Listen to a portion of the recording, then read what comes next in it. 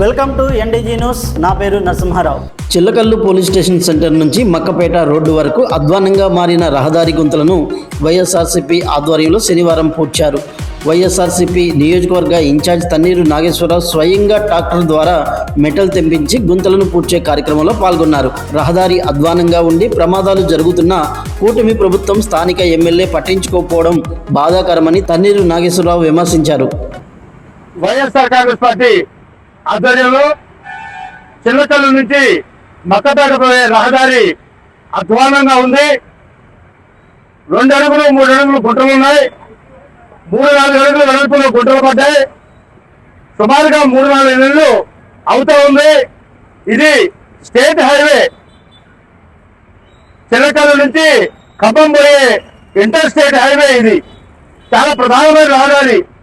రోడ్డుకు చూస్తే కొన్ని వేల వాహనాలు ఈ రోడ్డు గుండా ఖమ్మం జిల్లా కానీ లేదు ఖమ్మం జిల్లా నుంచి విజయవాడ రావాలంటే వాడే రహదారి ఇది. ఇప్పుడు మీరు చూస్తే ఇక్కడ నా పక్కనే ఉన్నాయి సుమారుగా 50-60 టన్నుల బరువుతోని తిరుగుతున్న టిప్పర్లు. సిమెంటు నిత్యం ఇక్కడి నుంచి తెలంగాణకి రాంపూర్ నుంచి కానీ అల్ట్రాటెక్ నుంచి కానీ అలాగే కేసీపీ నుంచి కానీ మరి రాజశేఖర సిమెంట్ నుంచి కానీ వేల వెహికల్స్ నిత్యం వెళ్తూ ఉంటాయి. ఇంత రద్దీ రోడ్డులో గుంటలు పడితే ఈ గుంటల్ని పోడ్చలేని అసమర్థ కూటమి ప్రభుత్వం మేనేషన్ లెక్కేస్తా ఉంది. వైఎస్ఆర్ కాంగ్రెస్ పార్టీ తరఫున ఆటో వాళ్ళు పడుతున్న ఇబ్బందులు, వాహనాలు మోటార్ సైకిల్ వాళ్ళు స్కూటీలు వాళ్ళు పడే ఇబ్బందులు, ఇటీవల కాలంలో చాలా ప్రమాదాలు జరిగినాయి. ఆ గుంటల్లో పడి కాళ్ళు కొట్టుకోవడం, చేతులు కొట్టుకోవడం, కొంతమంది అయితే ప్రాణాలు కూడా కోల్పోయారు. నందిగమలో ఆర్యవైశ్య సంఘం ఆధ్వర్యంలో పారేపల్లి సాయిబాబు నేతృత్వంలో 68వ నెల వాసవి వృద్ధాప్య పెన్షన్ల పంపిణీ కార్యక్రమం జరిగింది. విశ్రాంత ఎంఈఓ కొప్పు రాధాకృష్ణమూర్తి కుటుంబ సౌజన్యంతో 10 నిరుపేద ఆర్యవైశ్య కుటుంబాలకు ఒక్కో కుటుంబానికి 750 రూపాయల చొప్పున పంపిణీ చేశారు. స్వర్గీయ కొప్పు కస్తూరిదేవి స్మారకార్థం కొప్పు ఎలమంద చేతుల మీదుగా ఈ పెన్షన్ల సొమ్మును లబ్ధిదారులకు అందజేశారు.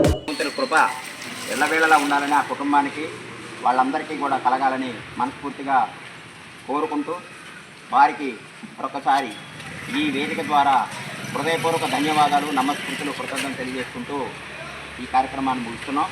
తర్వాత ఈ కార్యక్రమానికి వారి కుమారుడైనటువంటి యలమంద గారు ఇచ్చేసినందుకు వారికి చిన్న సత్కారం చేద్దామని మా పెన్షన్స్ కార్యక్రమ కమిటీ తరఫున వారికి చిన్న సత్కారం చేస్తున్నాం. జగ్గైపేట 23వ వార్డు మిట్టగూడెం మసీదు సెంటర్లో అర్హులైన లబ్ధిదారులకు ఎమ్మెల్యే శ్రీరామ్ రాజగోపాల్ తాతయ్య ఇంటింటికి వెళ్లి పెన్షన్లు అందజేశారు. చంద్రబాబు నాయకత్వంలో సంక్షేమం, అభివృద్ధి 2 కళ్లుగా కూటమి ప్రభుత్వం ముందుకు సాగుతుందని ఎమ్మెల్యే తెలిపారు. లబ్ధిదారుల ఇళ్ల వద్దకే పెన్షన్ చేరేలా వ్యవస్థను బలోపేతం చేశామని, పట్టణ అభివృద్ధికి ప్రత్యేక నిధులు కేటాయిస్తున్నామని ఆయన పేర్కొన్నారు.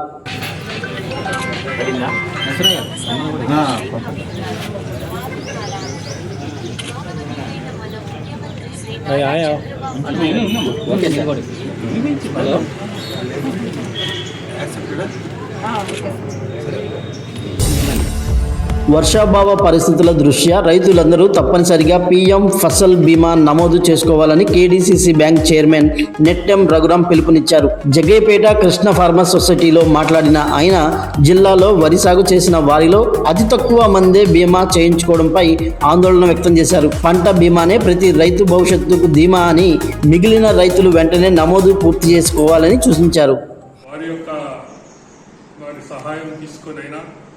లేకపోతే అగ్రికల్చర్ డిపార్ట్మెంట్ వారి దగ్గరికి వెళ్ళి వాళ్ళ యొక్క సహాయం తీసుకోవటం అయినా కూడా చేసి రైతులు ఈ పోర్టల్లో నమోదు చేసుకోవాల్సినటువంటి అవసరం ఉంది.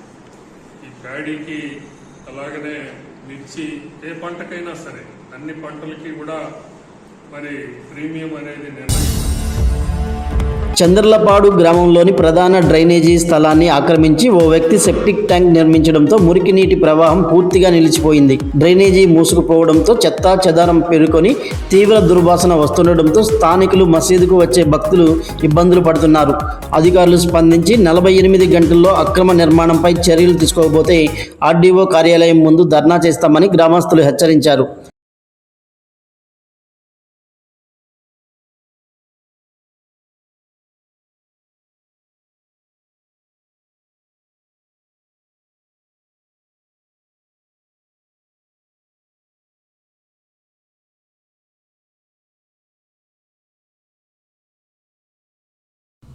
రేపటి ఎన్డీజీ న్యూస్తో కలుద్దాం. నమస్కారం.